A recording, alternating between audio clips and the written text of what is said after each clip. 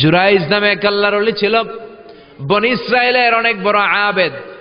পাহাড়ের উপরে ওনার গির্জা, ওই গির্জার মধ্যে রাত্রিবেলায় তাহাজ্জুদ পড়তে পড়তে আল্লাহর ওলি হয়ে গেছে। ওই গির্জার পাশে ছোট্ট ঘর থাকে তার মা, রাত্রিবেলায় তাহাজ্জুদের নামাজ পড়ছেন। ওমিয়া তাহাজ্জুদ ছাড়া আল্লাহর ওলি হওয়া যায় নাকি? আমিনাল লাইলি ফাতাহাজ্জাদ বিহি নাফিলাতান লাকা আসা আন ইয়াবআসাকা রাব্বুকা মাকামাম মাহমুদা। তাহাজ্জুদের নামাজ পড়লে আপনার মর্যাদা বাড়ায় দিবে কে? আল্লাহ। উনি তাহাজ্জুদের নামাজ পড়তেছেন, রাত 2টা। ওনার মা ডাক দিল, ইয়া জুরাইজ, ও জুরাইজ। জুরাইজ মনে মনে ভাবে, হায় হায়, নামাজেও দাঁড়াইলাম, মায়েও ডাক দিল, এখন কি করি? নামাজ পড়বো না মায়ের ডাকে সাড়া দিব? মনে মনে ভাবলো, নামাজটা পড়ে নেই, 2 রাকাতের নামাজ, বেশি সময় লাগবে না। নামাজের পরে মায়ের কাছে যাব, হয়তো মায়ের পিপাসা লেগেছে, পানি খাবে। মায়ের ডাকে সাড়া দেয় নাই। কিছুক্ষণ পর আবার মা তার ডাক দিল, ইয়া জুরাইজ, ও জুরাইজ। জুরাইজ আবার নামাজ চালিয়ে গেল। মনে মনে ভাবলে, একটু পরে যাই, নামাজটা শেষ করেই মায়ের কাছে যাব। মা কিছুক্ষণ পরে আবার ডাক দিল, জুরাইজ।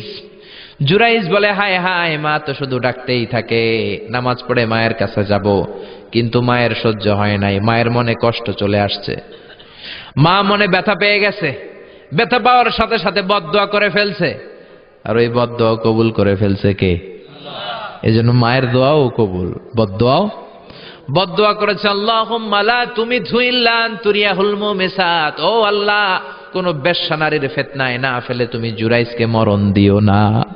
বদদোয়াটা কবুল করে নিল কে? আল্লাহ। কিছুদিন পরে আবার জুরাইজ তাহাজ্জুদের নামাজ পড়তেছে, এক বেশ্যা নারী আসছে, এসে বলে, জুরাইজ দরজা খোলো।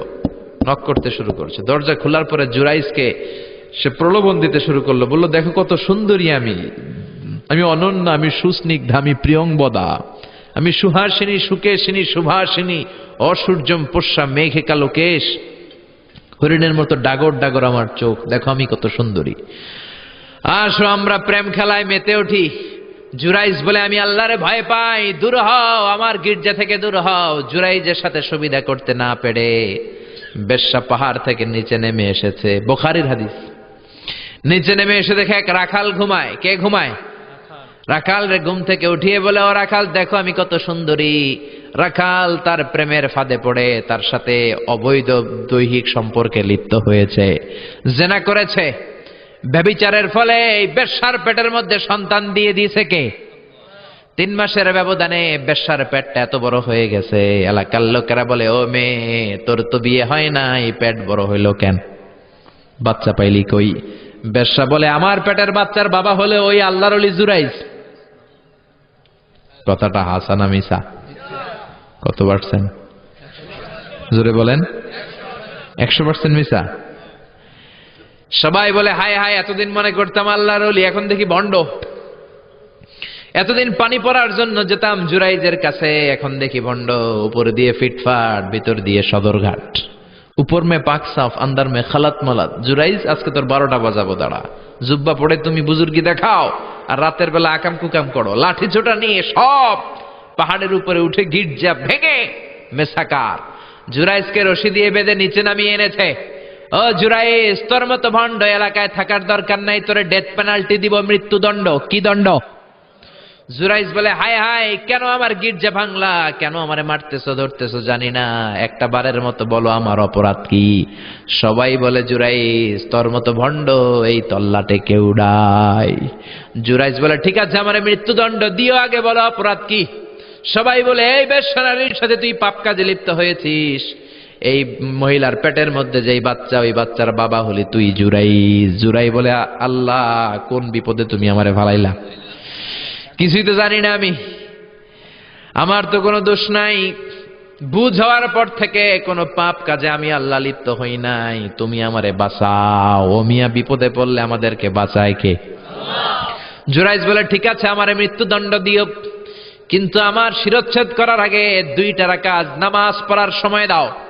জুরাইজ 2 রাকাত নামাজ পড়ে চোখের পানি ছেড়ে দিয়ে আল্লাহর ডেকে বলে, আল্লাহ, তুমি যদি এক হও, তুমি যদি লাম ইয়ালিদ ওয়া লাম ইউলাদ হও, আজকে আমি 1000 মানুষের সামনে ওই বেশ্যা নারীর পেটের বাচ্চাটারে প্রশ্ন করব, তুমি বাচ্চার মুখের জবান খুলে দিও। ওই বাচ্চার মুখের জবান খুলে দেওয়ার ক্ষমতা আল্লাহর আছে না নাই? শিওর? সন্দেহ লাগে না তো? আল্লাহর এত ক্ষমতা, পেটের একটুক বাচ্চা কথা বলবে? পারবে? পারবে? আসলে পারবে?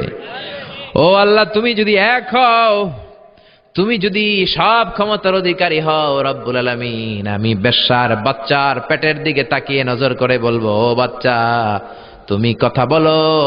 আল্লাহ তুমি ওই পেটের বাচ্চার মুখের জবান খুলে দিও। সুবহানাল্লাহ, সুবহানাল্লাহ, চিল্লায় পড়েন আল্লাহু আকবার। নামাজের পর জুরাইজ বেশ্যারে ডেকে বলে, বেশ্যা দিকে আয়, তোর পেটের বাচ্চার বাবাকে কান নে। বেশ্যার পেটের দিকে ইঙ্গিত করে পেটের বাচ্চারে ডেকে বলে, উলমান হুয়া আবুক, তোমার বাবাকে বলো। সবাই হাসে, সবাই কয় পেটের বাচ্চা, 3 মাসের বাচ্চা, এটা তো মানুষই হয় না, এটা এখন রক্ত মাংসে ছোট্ট একটা গোশতের টুকরো, এটা কথা বলবে কেমনে? জুরাইজ ডেকে বলল, পেটের বাচ্চা তুমি যদি এক আল্লাহর আদেশে মায়ের পেটে এসে থাকো, তোমারে প্রশ্ন করব, তুমি উত্তর দাও। মান হুয়া আবুক, হু ইজ ইউর ফাদার? তোমার পিতাকে? হাজার হাজার মানুষকে তাজ্জব করে বেশ্যার পেটের ভেতর থেকে মানুষের মতো আওয়াজ আসতে শুরু করলো। পেটের ভেতর থেকে ছোট্ট বাচ্চা বলে, আনতা লাস্তা আবি, আপনি আমার বাবা নন। ওই যে সিপাহি দাঁড়ায় আছে, আর রাই হুয়া আবি, ওই রাখাল হলো আমার বাবা। আল্লাহু আকবার।